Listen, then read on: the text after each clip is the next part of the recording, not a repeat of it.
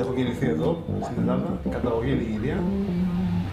Δεν έχω τίποτε εκτός Ελλάδος, λόγω των χαρτιών.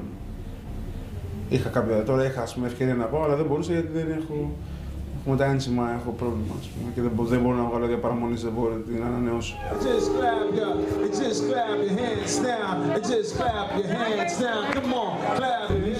Δεν γράφομαστε στα δημοτολόγια.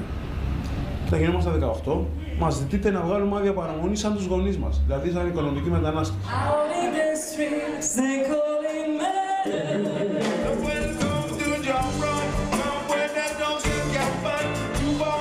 Να φανταστώ τον εαυτό μου να κάνω κάτι άλλο πέρα από μουσική. Εντάξει, πάντα θα κάνω μουσική, αλλά μπορώ και να το φανταστώ να κάνει και κάτι άλλο. Τον έχω φανταστεί και τον έχω δει να κάνει και κάτι άλλο. Ναι.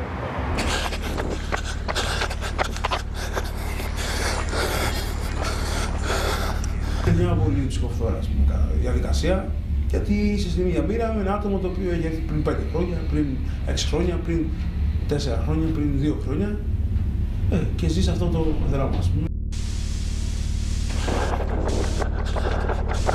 Είναι ψυχολογικό χρονικό, δηλαδή το σκέφτεσαι και τρελαίνεσαι. Είσαι φυλακισμένος. Δεύτερης κατηγορίας, ας πούμε, πολίτης. Τι είναι αυτό.